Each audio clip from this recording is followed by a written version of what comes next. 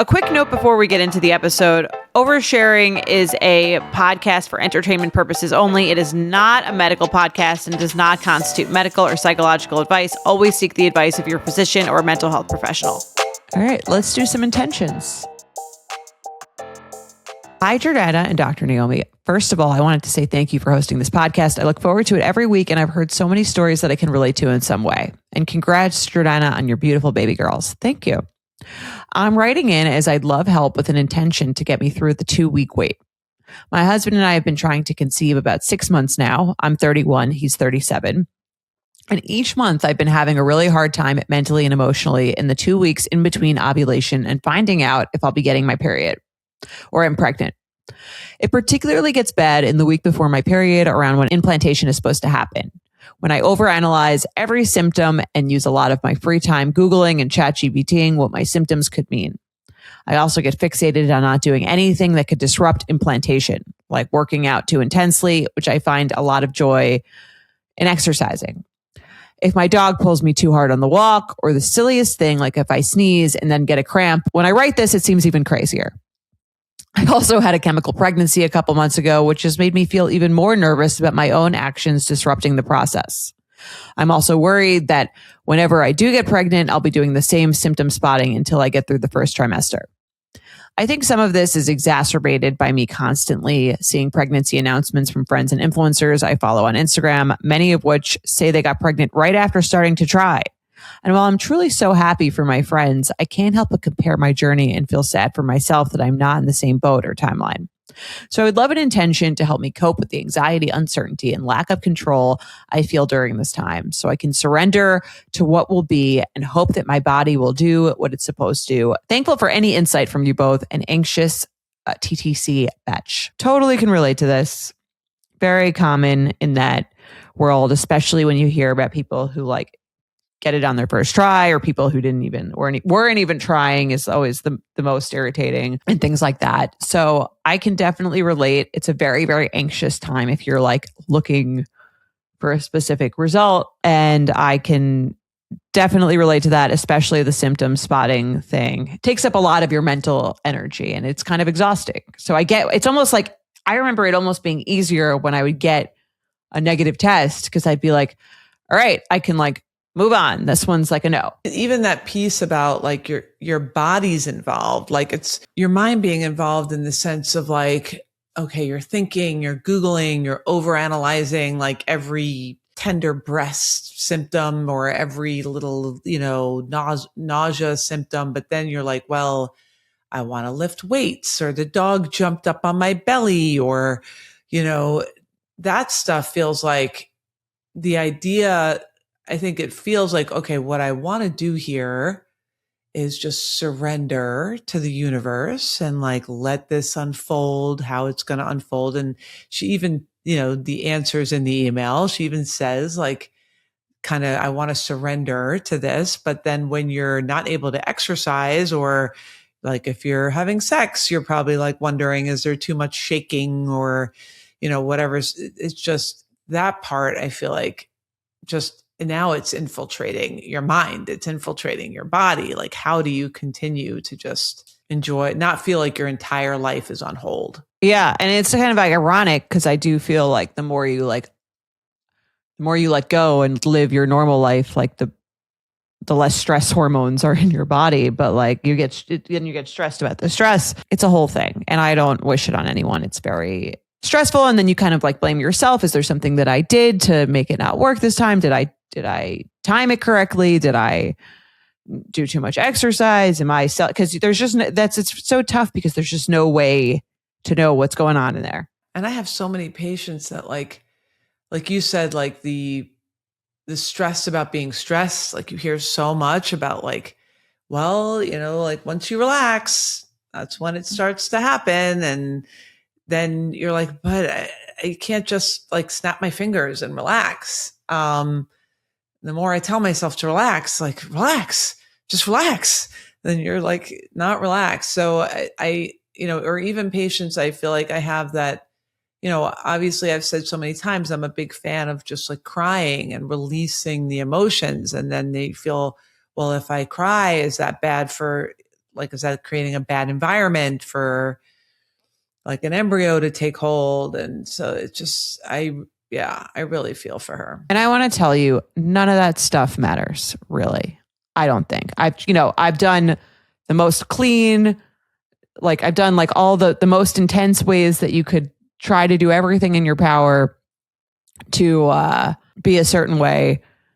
And that didn't work. And I've done the complete opposite and that didn't work. Right. So I really think like all those things kind of, and from one thing that I've discovered from all my fertility research and things, basically like the only thing that matters is that you are ovulating consistently and get your period around a consistent time. And if that is happening, there's really nothing else that's going to really up or lower your chances.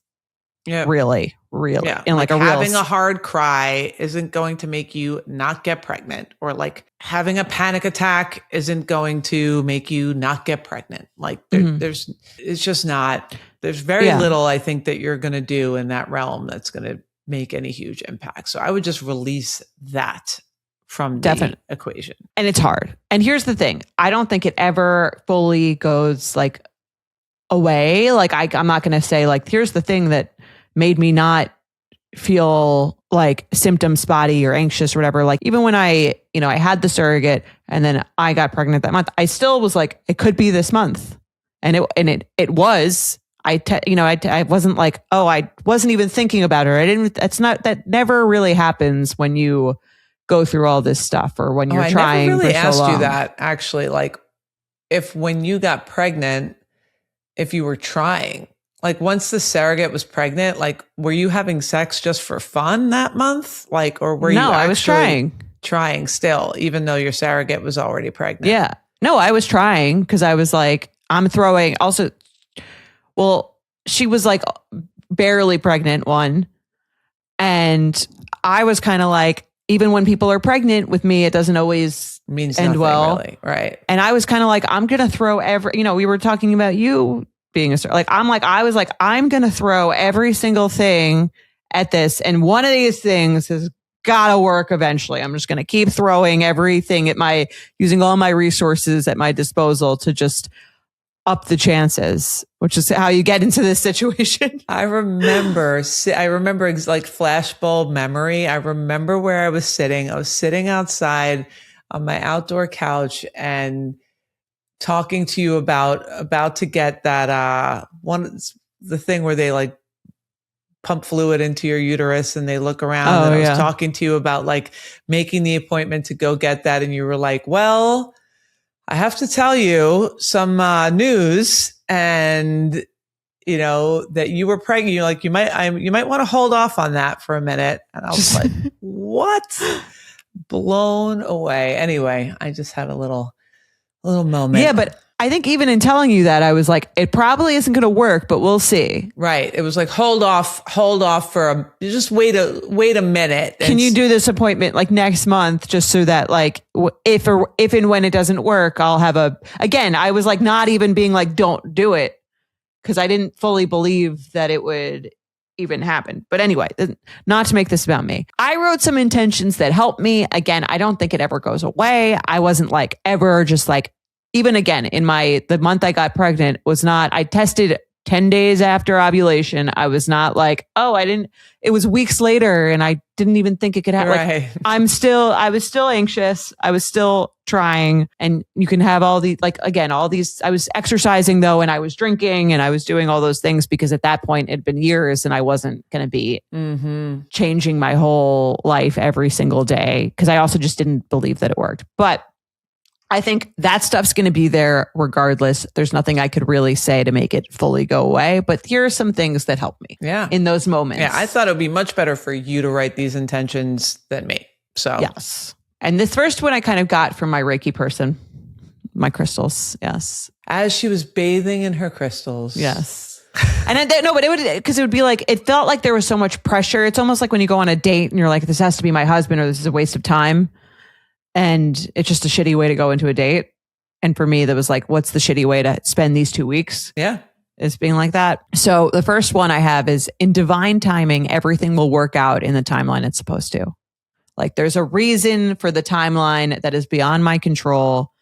and it will naturally come together when it will. And that was what she would always tell me. Like, there's divine timing. It's going to happen when it's supposed to happen. There's nothing, and it's not like there's nothing you can do besides like doing what you're doing to really impact. It's going to happen in a specific way that it's supposed to happen that is completely out of your control. I'm not particularly religious, but I do think it's like the universe like knows when it's supposed to happen for you. Yes. Did help me.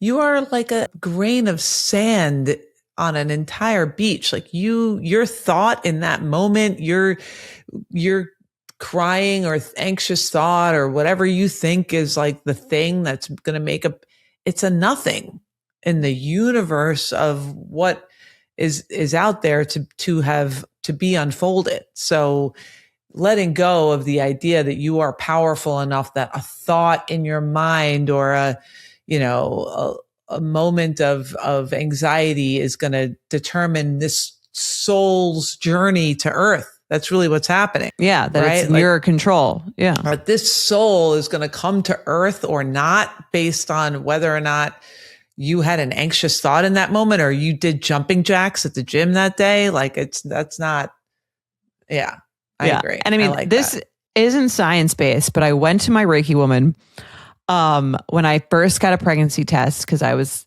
still very anxious and I still had the surrogate being pregnant. And before I get there, she does like an energy thing for herself. Like I haven't told her anything. I haven't done anything.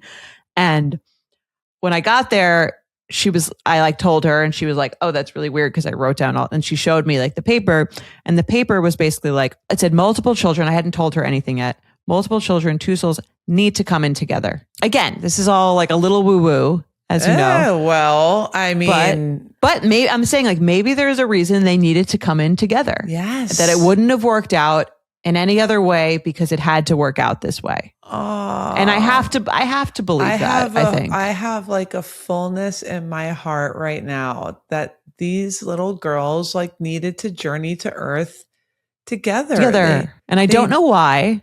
Maybe I'll find out. Maybe I won't. I kind of have to believe that. I have to believe it. That all those things needed to not work so that they could come in at this time together. Yes. Who are you to say that first pregnancy or the second or the third, like was the one just because you wanted it, just because you were ready in that moment? Like, don't be so greedy. Yes. Selfish. Yes. You don't get to control everything. I really am I'm feeling like a big sense of that feels right to me. Yeah. Let me see them right now. I need to see them right now. Give me those girls. I will FaceTime you after this recording and show you them. But yeah, no, and again, it's easier to say on the other end of it. When you're in it, you're like, this can't be what universe had. Couldn't I have learned this lesson like after the first one? Like I don't want to be that person who's like, your pain is like needed. But I do think that helped me, this feeling. And she would say this before that when I would have failed transfers and stuff, that like there was like a divine timing that. And I'm not religious again, so I think this maybe felt like more like something of a religious aspect or spiritual aspect to the whole thing. I think that's why people find spirituality really comforting, is because there's like this larger thing that takes you out of it. Yes. Yeah. Takes it off of, this is my fault, or I'm not doing this right, or like if only I had done it this way instead of this way. Like the idea that there's something larger than yourself, I do think really helps in these moments. And the other one that I wrote would help me to an extent too, which just to say I have a full happy life in this season and I will enjoy all the positives that my current stage has to offer. So to just bask in being able to do whatever you want. And, I understand that you don't really like want to do that. You want to be in this other stage, but there are a lot of positives to not having any kids that are really nice to bask in: sleeping late, doing whatever you want, and just to like remind yourself of that, to have gratitude for those moments is really nice. It's harder to do, obviously, when you don't want to be in that stage, but I did find it helpful to be like, well, it is nice that I can go out whenever I want, not have to arrange anything. Like now my life is a lot of like arranging. Well, good luck. Please keep us posted. You don't have to see a Reiki woman, but I think it is a nice, especially for people who aren't religious and you don't have like a priest or a rabbi or, somebody who you're going to see that there's something larger than yourself. It's like a little in between, that there's an energy that's outside of you. It gets you in touch with the idea that it's not all about just you and your thoughts and your little tiny bubble of your life. There's like an energy that's existing outside of you that I think just gives you a little bit more perspective, that there might be something out there that you can't see, that there's like a working of something that we're unaware of. There's a meaning. Yes. And I can get behind that. I can get behind like energy as something that plays a part. And it's just, it all is literally facts. Like if you, not to get all nerdy about it, but if you study any type of like quantum physics, everything is moving. This table that your laptop is sitting on is made of tiny little, inside an atom are vibrating tiny little particles. Everything is vibration. Everything, even what looks solid, is really vibrating tiny, tiny little particles. So everything is energy. That's true. Sit on that for a second. Seriously. All right. Well, we did it. So everyone we did it for a second. Now we have to get into our triggers. I'll read this first triggered. Hi, Jordana and Dr. Naomi. Thanks for the weekly pod. I love hearing your guys' take on situations. I'm writing in hoping for some advice on how triggered can I be. A few weeks ago, I was running at a local park on a paved trail where there were tons of people walking, running, and walking their dogs. I've been on this path many times and haven't had any issues until recently. I was running, minding my own business in my zone when a dog on a leash cut across, jumped up, and bit me. My shirt and leggings were ripped and the blood was visible and the owners even saw it. I started crying immediately from the shock and pain, and the owner said sorry and offered to get me an Uber, which didn't make any sense to me because I had to walk a mile even to get back to the roads. But they ultimately left me to walk back to my car. I didn't get their information because I was crying in pain and not thinking straight. I ended up getting stitches. See attached picture for the wound prior to the stitches. Whenever I've told this story, people give me grief that I didn't get their information, but I'm triggered that it's somehow my fault that I couldn't think straight after getting bitten by a dog. I did everything I could do, contacted animal control, police, lawyers, parks and recs department, posted on Facebook, Nextdoor, etc., and no luck. And yet I'm still being criticized by people that I messed up by not getting their information. How triggered can I be?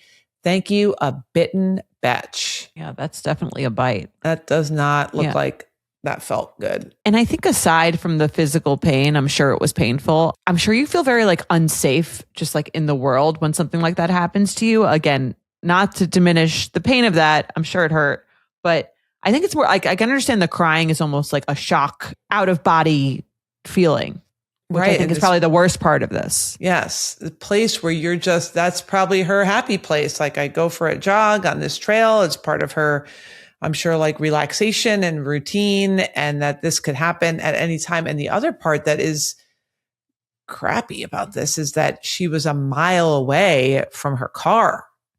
Like that's kind of scary, that like she had to walk back a mile with this wound by herself in the shocked state. Yeah. I think it's the fact that these people didn't do more other than sorry when they saw that she had like an open wound from their dog.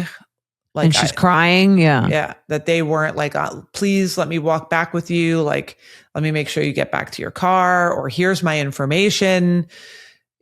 Please let me know, that they weren't more insistent and helping her. The people that are saying like, you didn't get their information, I think they're just feeling badly that you have no recourse here, that like they want a sense of justice for you. Yes. Not that they're saying that you're so irresponsible. Yes. I don't think they're trying to make you feel bad. I think they're just kind of like grasping at, oh my God, like someone should pay for this. Yes, or something. Yeah. Yes. There's no justice for you. Someone should have to pay for this. This sucks that not only did you get bitten, but now you have perhaps a bill for it and stitches and have to go back and get the stitches out and probably pay for the wound care medicines and the therapy around that. Yeah. So Yeah. like they just feel bad and are kind of like their first thought is the people who own this dog should have to pay for it. And how could that have happened? Oh, you should have gotten their information. But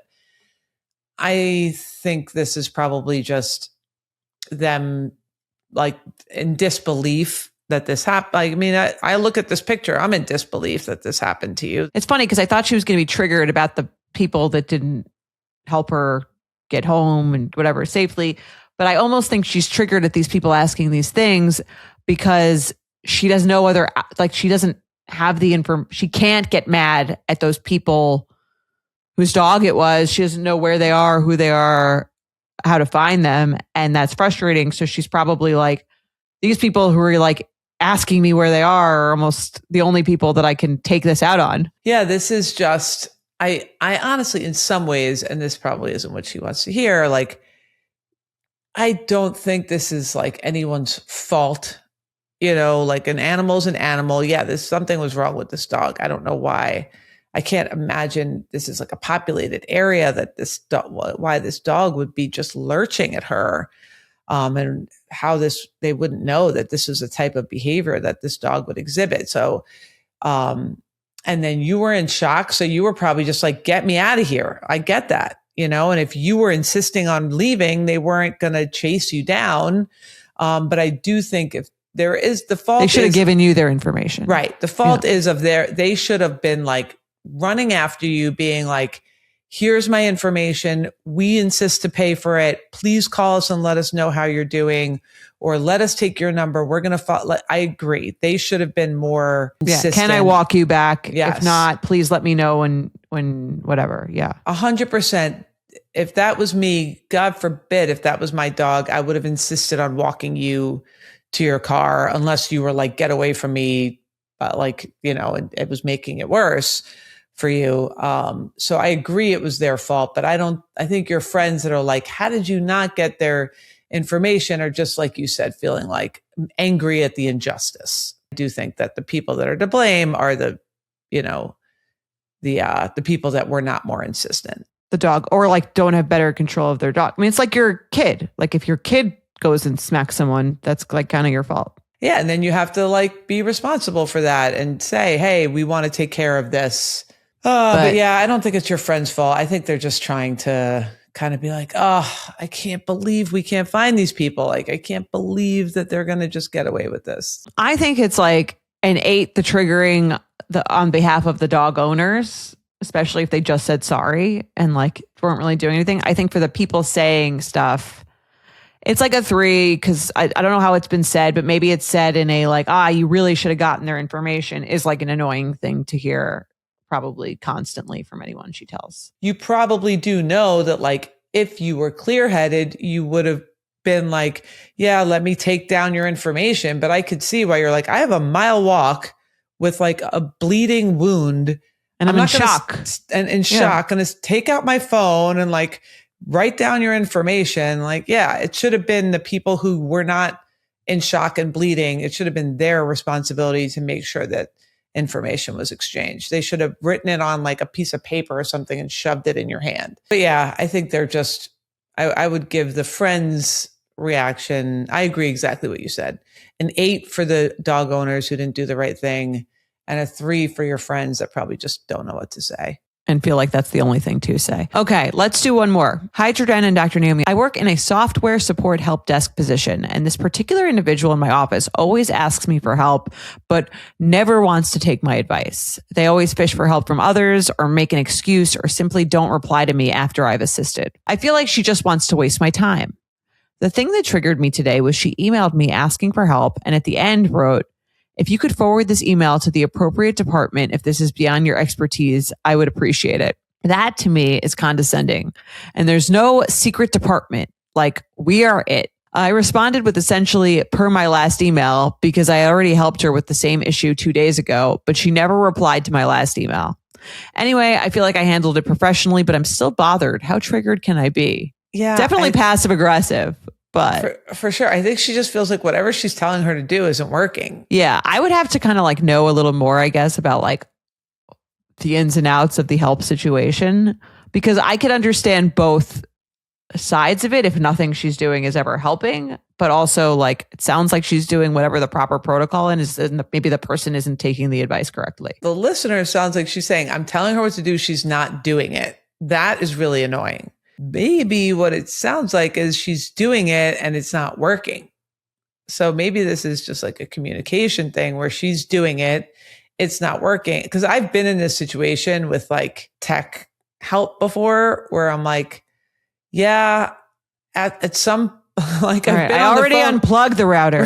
Right? Yeah. Like I've been on the phone with them before and I almost feel bad for them where I'm like, I'm not going to tell you again that like I did the thing that you said and it's still not working. So I almost like, sometimes I'm like, it's almost like faking an orgasm where I'm like, yeah, okay, thank you so much. That was great. Have a nice day. It was like, that didn't work at all. But like, I know you have no other tricks up your sleeve. So like, I'm just going to pretend that worked and end this phone call because like, you know, I know that you've got nowhere else to go from here, which is why she's like, can you forward this to like the next level up? Because I don't think you have any other ideas. I've tried all your ideas and like, they're not working. Yeah, I could see, that's what I'm saying. I could see both sides. I think the phrasing of beyond your expertise is like a little insulting. Very insulting. But I guess like, what else would she say if you can't figure it out? Right. I think like if she could, like, she didn't even give her a chance to like help. Like if she like asked for help and then whatever she said was like the same thing that wasn't really helpful, I think she could say, is there someone else like I could maybe speak to who maybe knows about, I don't know. I guess I'm trying to think of a non-passive aggressive way to. Beyond your expertise. I agree that is very triggering and condescending. What I don't know if they've tried. Again, I think there's some information. I would love to see the back and forth, like the exact emails, but it seems like there needs to be like a walking through. Like, I don't know if they're in person, like if they're in a building together and maybe she just needs to show up in person and like do fix it for her. Yeah. Yeah. It sounds like they're both very frustrated with each other because she said, I already helped her with the same issue 2 days ago. I'm assuming it didn't work. She said, but she never replied to my last email. So it seems like either it's not clicking for her, or she's not understanding it. Or like going back and forth over email on a tech issue is probably not the best way to do it. Like, I do think it's great when someone gets on the phone and they're like, okay, are you in front of the computer? Or like, let's screen share, or I'm going to come up to your office and like do it for you. Or I'm going to get on the phone and walk you through the process. Let me send someone to your house is usually how this ends with me. Right. It does sound like most of this is like, I'm going to email you instructions, then you're going to try it on your own, then you're going to email me back and let me know that it worked. So maybe this is no one's fault and it's just the process that they're using, which is like, I email you, you try it, you email me back. That just sounds like that's not enough. You need to either get on the phone or send someone up there. I agree. This is like a two-way passive aggressive situation I could understand why it's escalating. Cause it's also like, usually you speak to those people and then if it's like customer service, you never speak to the same person twice. But here it's like the awkward dynamic with the hostile customer is happening multiple times. And I've definitely done this where I like know the person can't help me. I know they have no place else to go. And then I just am kind of like, oh, yep, thanks. That worked great. Bye. And I hang up and I'm like, I just got to find someone else because this person is not capable. But I can understand wanting to be like, can you escalate this to the person maybe who has another idea? I can understand like wanting to do that, but it does come off passive aggressive, especially if they're in your office. But I agree. I think this is a phone call situation. You probably will both be a little easier to explain what's going on in that way. The wording here is for sure triggering if this is beyond your expertise. So for that wording, I will give this, because they are like, if this was just a huge company and you're never going to speak to this, but the fact that you guys are colleagues, I'm going to give that a 5. If this is beyond your expertise, I do think in her defense, you probably before now should have offered to like come up or get on the phone or do it yourself, which is leaving her frustrated. I feel like there's two different kinds of customer service or like support help situations. Like one where you feel like the person like really wants to solve the issue and really wants to like help you get to the bottom of it. And the other one where it kind of feels like the person just wants to get off the phone with you. I can understand maybe she's not feeling like you really give a shit if she figures this out or not. It's frustrating on the other end of it. So I don't know. I get why she's frustrated, but her wording was rude. I would agree with you. I'll give it a 4. All right. Okay. Fair enough. All right. We did it. We did it. That's our time. Great work today.